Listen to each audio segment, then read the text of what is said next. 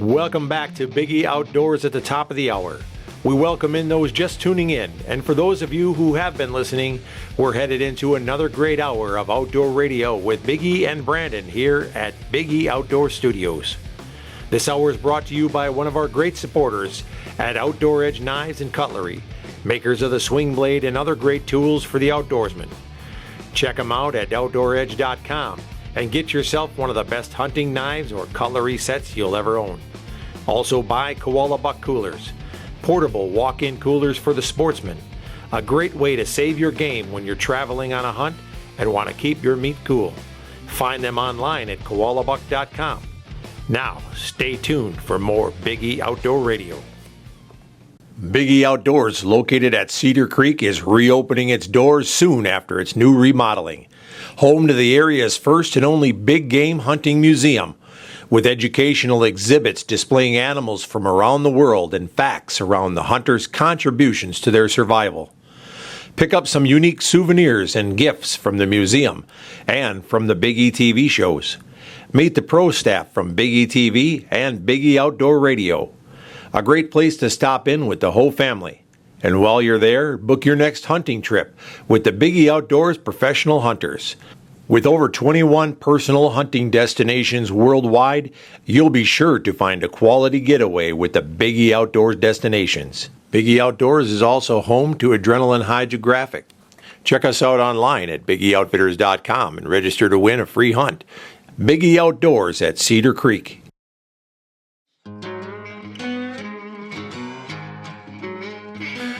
Well, we're back at the top of the hour with some more Biggie Outdoor Radio, and for those of you that are just tuning in, we've had some interesting topics here this morning. We had a guest in the studio with us here, Ernest Williams, one of our pro staffers.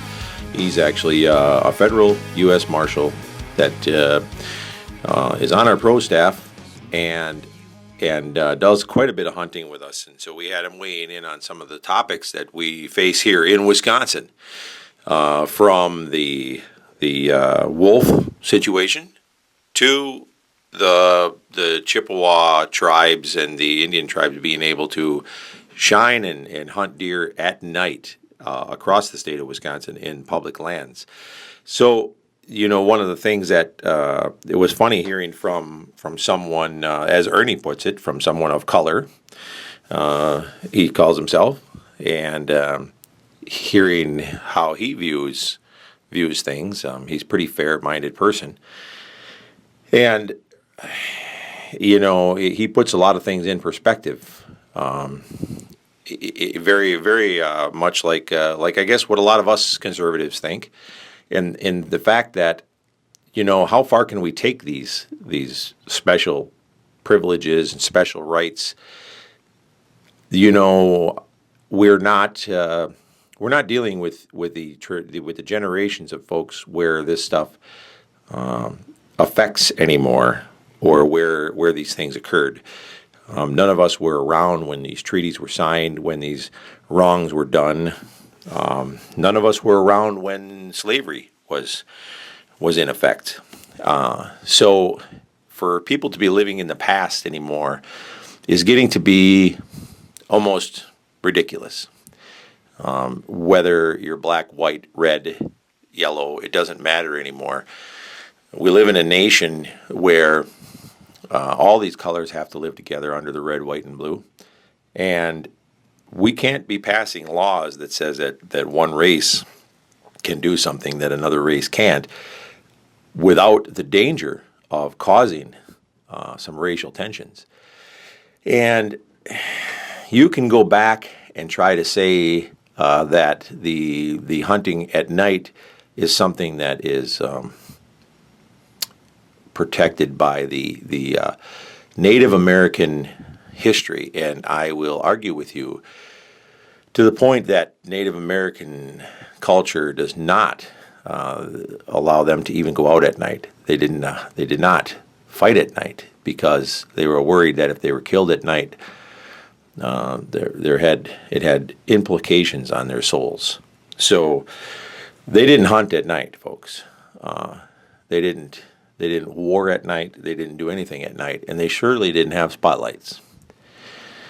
So this spearing of fish in big nets under the mass killings that they do and the hunting at night, these things are being pushed out of context to the point that it's taking advantage of our resources.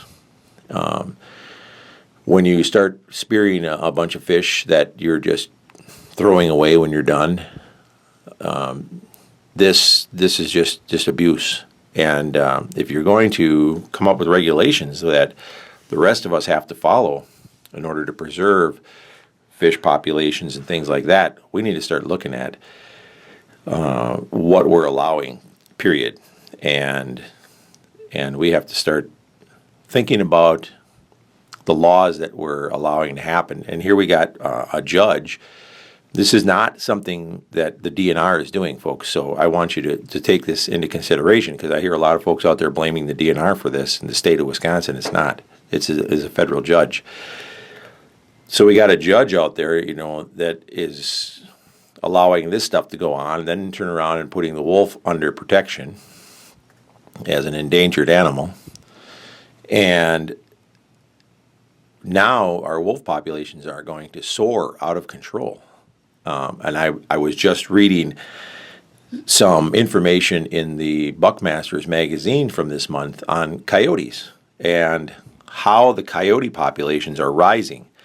And the average hunter, obviously out there that sees a coyote, will go the mile as to even let their deer walk to get rid of a coyote when they see it, and which is great. But sometimes that even makes things worse because it can allow a transient coyote to move into the area, which can cause even more damage than a territorial coyote or a resident coyote. And these same things are going to happen with the wolves, and where the wolf populations start rising up. There's been studies done on the coyote population in South Carolina where they actually took like 198,000 acres of land, and they did a study and found out that 75% of the fawns, of the deer fawns, are being killed by predators like the coyotes, bobcats and coyotes. So they started trapping them, and in 1 year they trapped over 500 of these things. And when they did it, they found out that their fawn population increased by 80%. So they definitely had a positive impact on the population of offspring of deer by getting rid of the coyotes. And these coyotes are starting to overrun every state in the United States, and this is starting to become a major epidemic. And they're saying that the average hunter that's out there just taking out a coyote when they see it, the opportunity coyote, is not going to make an impact on them anymore. So what's going to happen when the wolves start reproducing to these kind of numbers? Because they're already facing these kind of problems in the West with the wolves. And now we have them here, and they're not, I'm going to say they're not natural, because we had them exterminated for a reason. Our ancestors exterminated these wolves because of what we're doing with cattle and our dairy farming and all of the things that we do in our urban situations here. So long ago, people had the foresight and the knowledge to realize that wolves were a problem for our population and our civilization here. And we've lived without them. And then all of a sudden, somebody in a government position decides that, a handful of people decide that without putting it to a vote, without bringing it to the people, that they're just going to throw wolves in the state of Wisconsin and bring them back. Those are the kind of things that the power of the DNR, because that was them, is going too far, because they just decide that this is what we're going to do. And so they go ahead and they release these wolves. Well, they had the intent that, when they get enough, that we're going to be able to hunt them.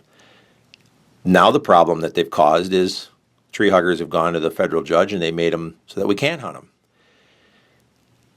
The wolf is not much different than the coyote when it comes to reproducing. There aren't any other predators out there that are going to take it out except us. And this thing is going to start reproducing and do the multiplication. We are going to end up with wolf problems. And we can't do anything about it now. Nothing. The only way that you can kill a wolf is if you hit it with your car. So, now we have some serious problems, and they were caused by the fact that some people in the state level think that they have the power to make decisions without bringing it to the rest of the state and even letting the rest of the hunters have any say-so in these things. And if they do get folks on their panel that disagree with them, well, then they kick them off. So, folks, I think it's time that as hunters and as citizens of the state of Wisconsin and actually of the United States, we're going to have to start putting the squeeze on these people. Regardless of the fact that they are DNR officials and they are state officials and whether they're the Department of Ag or whoever they are, these folks are living on taxpayer dollars. That's how they get paid. So, it's time that we figure out how to put squeeze on them. And their jobs need to get eliminated. And we need to get people in there that make decisions based on a consensus. And we may not all agree, but if we all go to vote and the majority of us decide that, hey, we want wolves, then we live with it. But none of us got a say-so in this. And now we have a problem. So, so regardless of the fact that the federal judge is the one that put these things back on the endangered list, it does come back to our state and our state officials.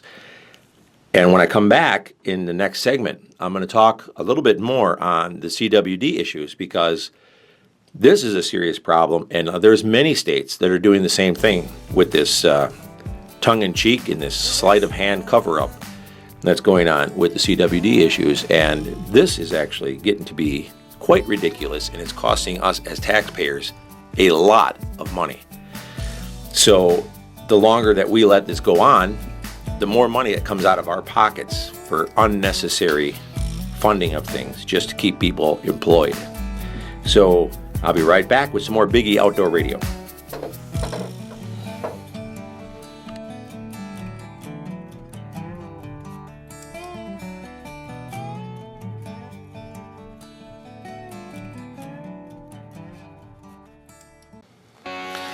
Hey, welcome back. We're here in our studio here at the Cedar Creek Mall. Folks, if you want to come down and check out the Biggie Outdoor Radio Show, we record it on Wednesday, Thursdays, and Fridays. And you can come on down and watch this show being recorded live right here in front of the museum, right in our window. And my gosh, we get to watch everything that's going on out here. And the Cedar Creek Mall is getting an entire new facelift, folks. It looks great out here. The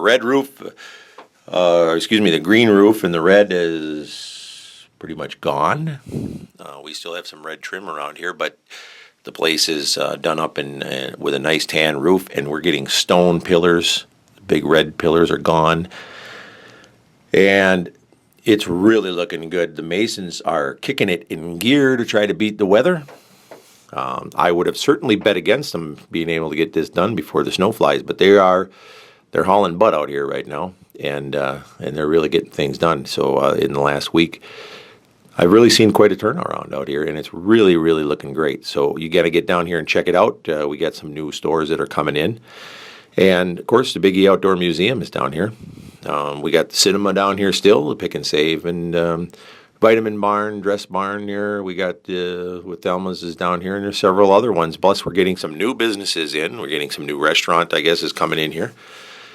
And there's quite a bit more to come over the next year. So you're going to want to keep an eye on the Cedar Creek area because it's definitely going to be the new face of the Rothschild area, and they're taking it very seriously, fixing this all up.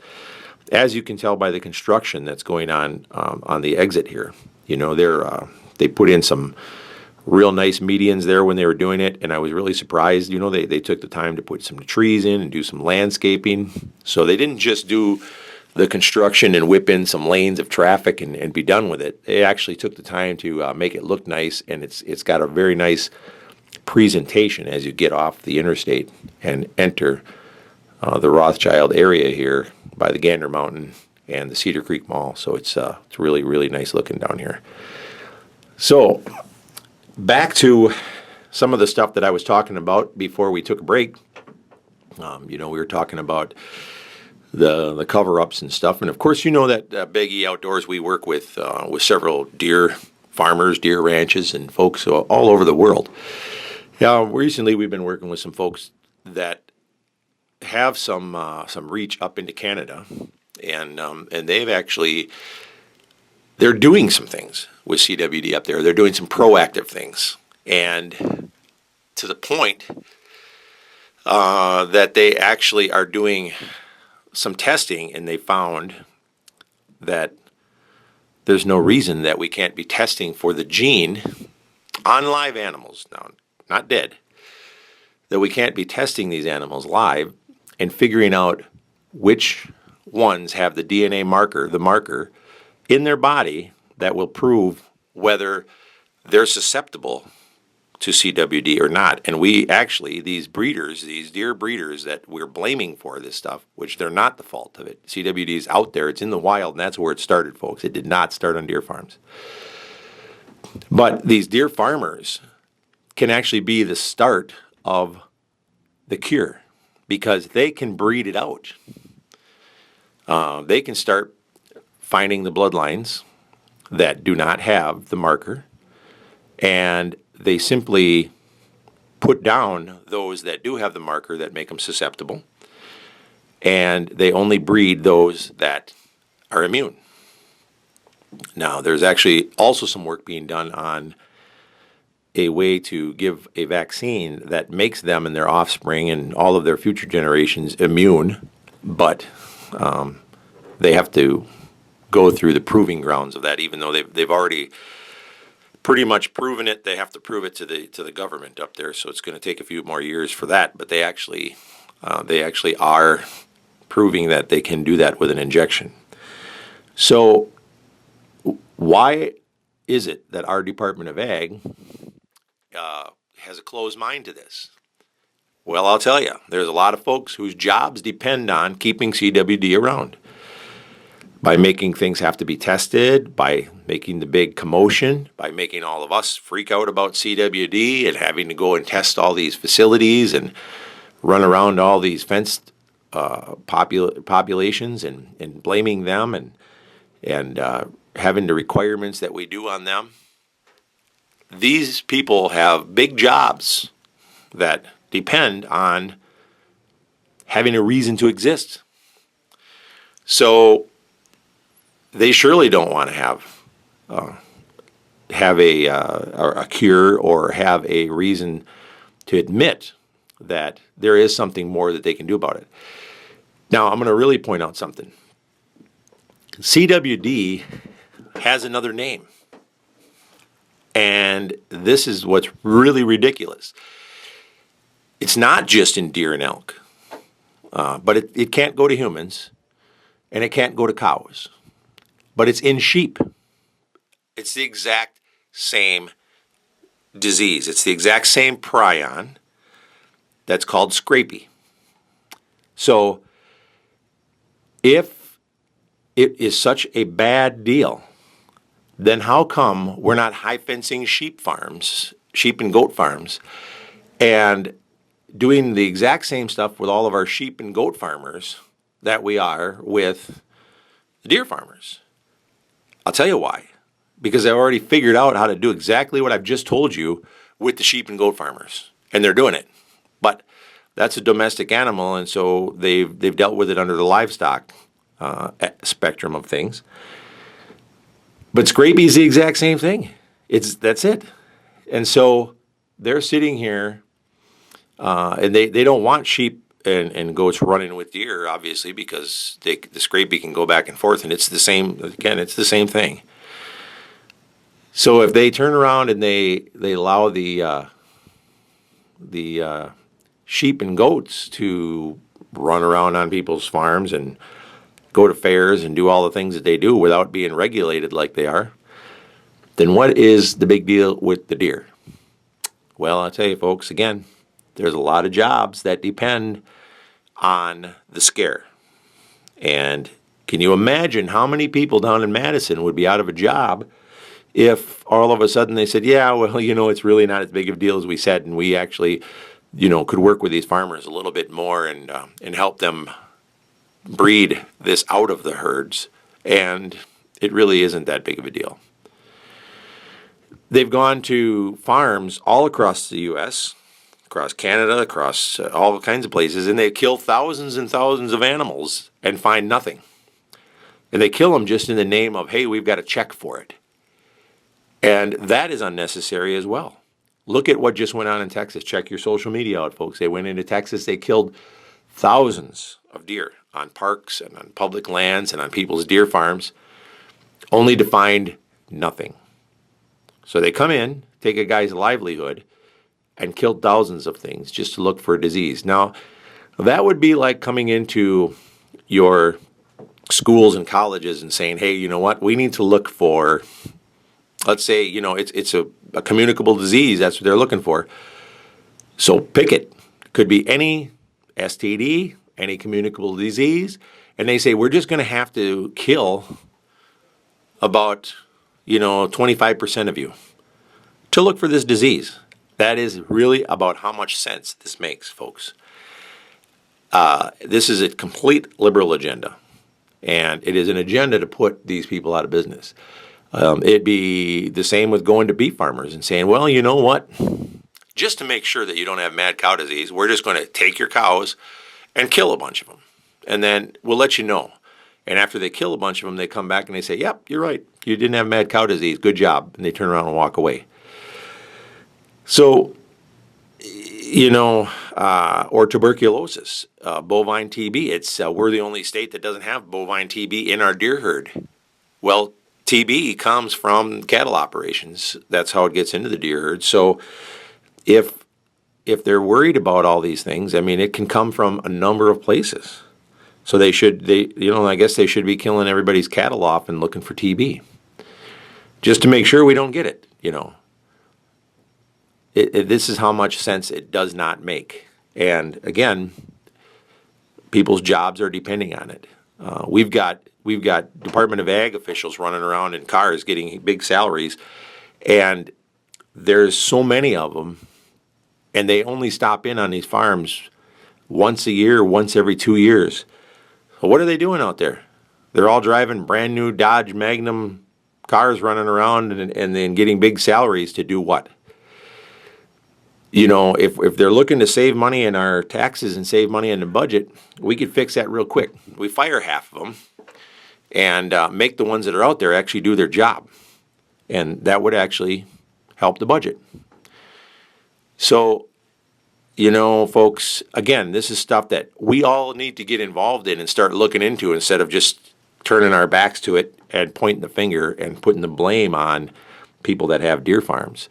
Those folks, they have a business that they're running, and we should probably start standing up for them because one way or another, they're connected to our industry and what we like to do. We'll be right back. We're going to take a quick break, and we'll be back with some more Big E Outdoor Radio. Thanks for listening.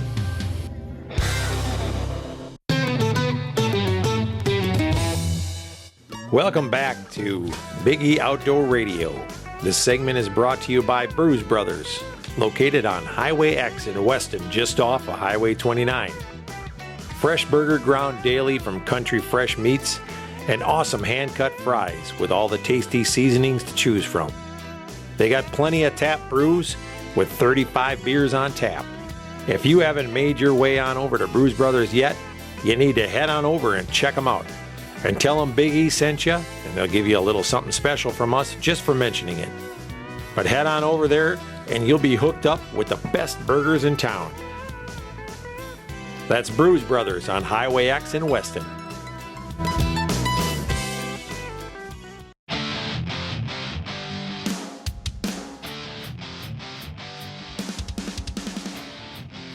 Hey, welcome back to some more Biggie Outdoor Radio. And, folks, if you're looking for some great entertainment during the day, you can come on down and check out the Biggie Outdoor Museum. We've always got something crazy going on down here. And you can even check out the radio show.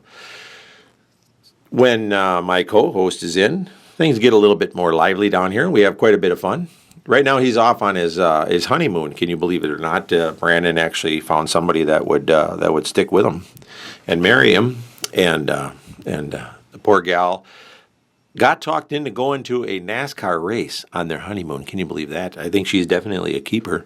So Brandon, you better treat her good, because when you talk a gal into going to a Talladega NASCAR race for your honeymoon, I got a lot of guys out there that are probably listening that are thinking, "Whoa, why didn't I think of that?" So that's actually pretty good. So Brandon is now entering, like I said earlier, the world of men who are eternally wrong, because he's now married. So pretty much now he's got to ask permission for just about everything that he does. So, and I know he's listening right now as he's tooling around out there and getting ready to go to the NASCAR race today. So anyway, Brandon, hope you're having a good time, and I can't wait to get you back in here for next week's show. We have some hunting to do yet today. I've been doing some hunting up in northern Wisconsin on the Wilderness Reserve, which they have some great elk hunting up there on nearly 6,000 acres of private land, and it's fantastic. Spans a little bit of Wisconsin and mostly up into northern Michigan. It's again private ranch, and they've got elk and whitetail. Beautiful cabins on the lake, folks. If you're looking for a good getaway in the fall, in the summer, you can go up there, stay in the cabins, do some fishing on the lakes. Good place for corporate retreats, things like that. And I've been doing some whitetail hunting at Three Lakes Trophy Ranch, and I just had some guests up there, and we just got ourselves a really nice whitetail. You can follow along on a lot of our hunts on the Biggie Outdoors Facebook page. It's Biggie Outdoors on Facebook. And we post a lot of stuff in real time on there, like right immediately after it happens or as it's happening, before it goes on to our TV show even.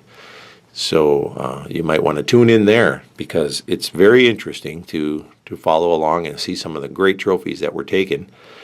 Now, not all of our hunting is done on ranches. That's just some of the stuff that we do with our guest hunters. So if you are interested in hunting on television, all you got to do is come on down here, check us out at the Biggie Outdoors Museum and our home offices here, and you can check in with some of the staff and the pro staff here. We do guest hunting and guest hunts on television for a lot of the destinations that we hunt. We have 21 destinations around the world. So we do a lot of hunts in Africa, New Zealand, Argentina. In the U.S., we go to Alaska. We've got a place up there, World Class Outdoor Adventures up there. Steve Hicks, we can go up and hunt with him. We do some hunting in Florida for alligators, and we're picking up some new places actually, because alligator hunting is on the rise. And why is it on the rise? Well, there wasn't any alligator hunting, just like there wasn't any wolf hunting, folks, and the gators got out of control. So just like anything else, with the urban sprawl and the way things are, the gators started to get a little bit too plentiful in Mississippi, Alabama, Georgia, South Carolina, and there are some monster gators getting shot in these places. So if you're interested in going out and doing an alligator hunt, just let us know. We can hook you up with that. So a lot of these hunts occur in times of the year when we don't have anything to hunt up here. And I know a lot of us hunters in the north get a little bit thirsty to do some hunting. And these long months between hunting seasons, between deer season and turkey season, ice fishing is great, but if you're a hunter, it can get to be kind of long. This next year, we're going to start out our turkey season down in Florida with Osceola turkey hunting, and then we're going to follow it up and do our Easterns and then some Miriams and work our way all the way out to the Rios. You'll be able to follow along with us. So if you're into coyote hunting, we've got some great places to do that out in South Dakota. Now, that not to say that there isn't good coyote hunting right here in Wisconsin, but they're really, really easier to find in South Dakota. That's for sure. You got a little bit flatter land. It's a little bit more open, and you can spot them coming when you're calling them, and that really, really helps. You'll learn a lot about coyote hunting out there, and it might help you when you come back to Wisconsin. So there's a lot of different things out there to hunt. Hog hunting is definitely on the rise. Supposedly, we have some feral hogs in Wisconsin. So if you do see them in Wisconsin, folks, it's a shoot-on-sight thing. And this, I got to side with the DNR. If there really are some feral hogs or we have a feral hog problem in Wisconsin, we definitely need to nip it in the bud, folks. If you see hogs, if you see hog tracks, track them babies down and get rid of them, because you don't want these things in the state. We don't want them. Nobody should be raising exotic hogs. If you know of anybody that is, we definitely need to report that, because it's not a joke. These things get out, and we got a problem. If you are wanting to know what it's like, let us know. I'll hook you up on some hunts down in the Carolinas and Georgia. You go down there and take a look at the crops and see what these animals do. And this all impacts us, because once crops are ruined, then it makes prices go up. Farmers cannot take the kind of losses that these animals can do. And if you think deer damage is something, wait till you see hog damage. We just had some hunters up here that we were talking about crop damage tags and things like that. And they said, well, you got hogs up here? And we said, no, it's from deer. And they said, you get crop damage tags for deer? And I said, yeah, that's what way some of our farmers do. And they could not believe it, because in the South, where they actually have enough deer that their season is a one deer a day or an unlimited amount of deer, they can hunt deer for 4 or 5 months, and they can shoot as many as they want. They don't even have deer damage tags down there. It's all about the hogs, because that's how much damage is done by the hogs. And it's unbelievable what these things can do to a farmer's field and the land. So we surely do not want hogs in Wisconsin. No way at all. It's not about disease. It's just about the fact that that's another one of these animals that, we don't want introduced to the state. And there's definitely a reason for it. So if you want to do some hog hunting and you want to have some fun, we'll go to the South, where they are plentiful. And trust me, they have reproduced to the point that you would have to kill 70% of the hog population just to stay broke even down there. And I know we've talked about that before on the radio show and on our television show. And you would not believe it until you get down there and see the amount of hogs. When I can take you out in a day and ride around in one of the golf carts or one of the buggies down there and show you 100 hogs or better, you will just be amazed at the amount of hogs down there. So if you're looking for a great hunt, of course they did realize that there's money in hog hunting, so they do charge for it now. But when you go down there, it's a great hunt, and you're going to have a great time, and you come back with some good pork. It's very lean, and it's very good for you. Wild hog is all natural. There's nobody pumping any preservatives or any chemicals into them, that's for sure. They're out there eating off the land. So wild hog is very good.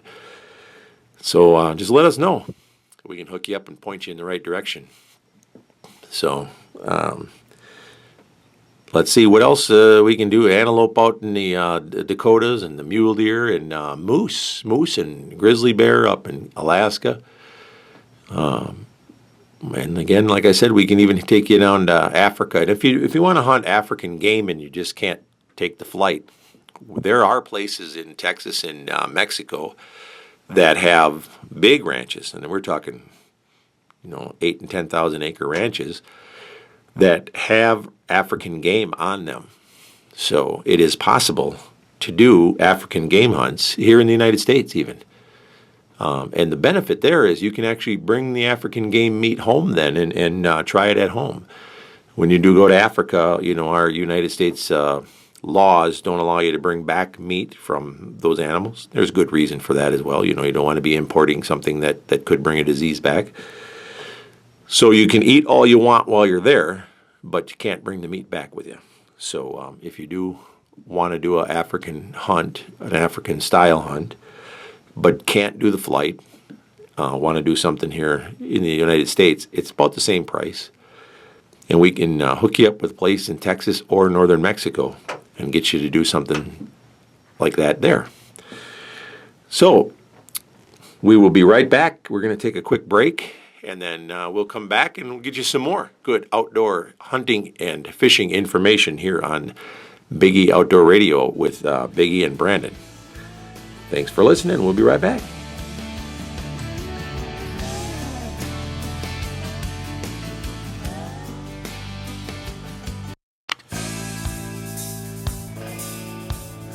Hey, welcome back to Biggie Outdoor Radio. Hey, we're wrapping up our second hour of Biggie Outdoor Radio, and we are down at our studio here in the Cedar Creek Mall.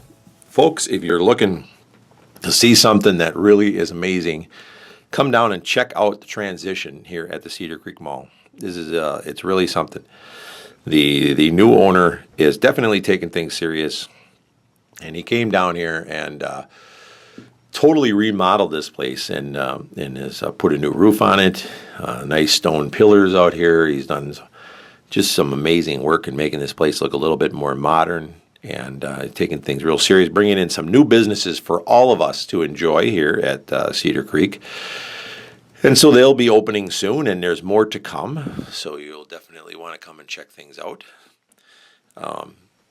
It's definitely something to see. So you can check out the Biggie Outdoor Radio Show being taped live right down here at our studio, and you can even come on in and check out our big game museum and our gift shop down here. Pick up some Biggie Outdoor T-shirts and hats and some other gifts for the kids, and maybe even some Christmas gifts down here as well. We got some good souvenirs and things like that from our hunts worldwide and places that we hunt at.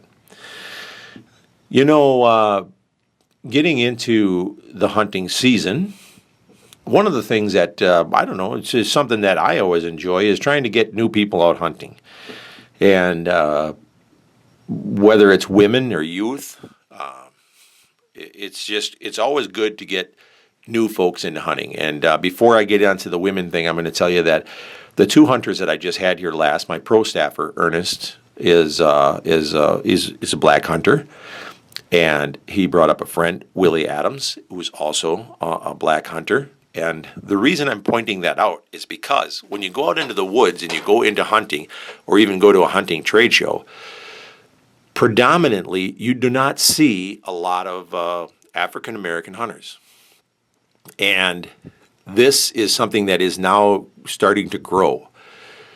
I don't know exactly why they haven't gotten into it in the past, or what the holdback was in the past. And I guess I'd have to really ask some of these guys to find out what that is. But those that are getting into hunting really enjoy it. And I believe that those of us that really get into hunting need to mentor more youth from the inner city and from projects, from places that don't get exposed to what we do, not only to preserve our heritage, but to keep these kind of people, and when I say these kind of people, I don't mean anything about color. I mean these kind of people as in these kids that are in the cities that don't get exposed to the outdoors. That's what I'm talking about. The kids that normally end up in gangs or end up causing trouble in town and that kind of stuff, those are the kind of people I'm talking about. We need to reach out to them, and we teach them that if they get into the outdoors, that there's more to look forward to and reasons to look forward to not getting in trouble, because you don't want to lose the privilege of hunting. So when you can give them that thrill and give them that enjoyment and make them see that, hey, I want to be a hunter and I want to enjoy the outdoors and I want to be able to to own a gun and be able to go hunting, and I want to be able to do all this stuff.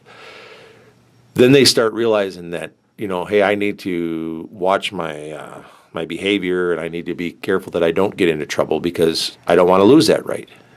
So reaching out to folks in the city is important, and there are a lot of, in the cities, black communities, African American communities, where there's just nobody reaching into them. And the more of these hunters that we get that are African American that come into it and enjoy it, there's some great folks out there. And by helping them get into it, they can in turn reach out to their kids and other kids that they know, and they can help out. And it makes our numbers stronger. Really, here's the thing. We know we're going to teach our kids to hunt, right? And so what's going to happen is our numbers are going to stay stagnant. So the only way for us to continue to grow in strength is to reach out to new people, number one. And the other thing is we're going to have to stay together. Again, whether you are into fence hunting, high fence hunting, whether you're into dove hunting, whether you're into bow hunting, whether you're into baiting, not baiting, it doesn't matter what you do or what you like to do. Nobody's saying you have to do it. We're saying support everyone and say, hey, look, I don't really want to hunt that way, but you're a hunter. I'm going to support you. You support me. I want to hunt with dogs. I want to chase bears with dogs. I want to chase fox with dogs. I want to hunt ducks with dogs or pheasants. I want to use bait. I want to not use bait. I want to hunt with a bow. I want to hunt with a gun. It doesn't really matter. We need to stick together. Maybe you're not even a hunter. All you want to do is shoot. Fine. Then we need to stand together and support you. You support us. We're hunters. You support us, okay? When we start getting our heads out of our hind ends and start doing that and quit fighting amongst ourselves, that's when we're going to start to be stronger. Our own stupidity is what's causing us to lose our own rights and have laws that are passed against us because we're too dumb to figure out that we're our own worst enemy. Then the next thing is we need to reach out to make our numbers stronger. And this is where we need to get past our own personal prejudices and our own personal fears, maybe. Maybe that's what it is. And we need to reach out not only to women. Women hunters is definitely on the rise. It's the number one growing population in hunting. That's great. But we need to reach out to hunters of color, kids in the cities, and start mentoring these people and show them that, hey, there's some great things in the outdoors, and you guys should start looking at that. And here's how you can keep enjoying it. Here's how you can not lose the right to enjoy the outdoors. Here's how you can help us preserve the outdoors. And by doing that, we start adding people that are not in that consistent equation. Sure, I hunt. My son hunts. My daughter hunts. Their kids are going to hunt. These things make the numbers stay the same. But when we start bringing in people that are not in the equation, they did not hunt, their families did not hunt, and we start bringing in new folks, and they can affect many, that is when we are going to start adding numbers. And like I said, by reaching out, you're going to find a lot of people that have a great passion for it. They just need to be introduced to it. So again, I was fortunate enough to be able to hunt with Willie and Ernie, and Ernie is a long-time hunter. Willie, by the way, is one of very few African-American park rangers. He works for the Park Service, the Federal Park Service. And this guy really gets into the outdoors. I mean, he knows a lot of stuff about the outdoors, things that would just blow you away. And to see somebody that has that kind of passion and realize that, he comes from a background or comes from places that you normally wouldn't associate with hunting, and realize that he has the capability and the ability to affect numbers of folks that we generally wouldn't be able to reach. That's the kind of stuff that we need to wrap our arms around and support. So I give big kudos to those guys, and I really enjoyed hunting with them, and And I hope that they keep reaching out to the youth that they can reach out to, because sometimes their voice means more than what my voice might mean to some of the youth that they can affect. So, like I said, it's a shame when I sit at some of these trade shows and I watch and I see 2 or 3 African American hunters walking down the aisle and hundreds of white hunters, and I think, man, why aren't there more hunters of color? So, like I said, we need to reach out to these folks and add them to our numbers. And then, of course, we need to keep working with women. So as we get into the next hour or the next segment here, I'm going to talk a little bit more about ways to add women to our hunting, because sometimes we have to think about the fact that these women that are coming into hunting, there's certain physical abilities and certain physical factors that make it so that these women need some help or assistance from us, and we can help them figure out ways around these obstacles. And I'm talking about bows and crossbows and specialized equipment.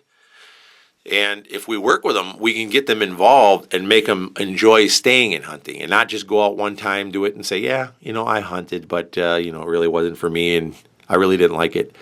We can hook them on the outdoors, make them have a great time, and get them into something that becomes a passion.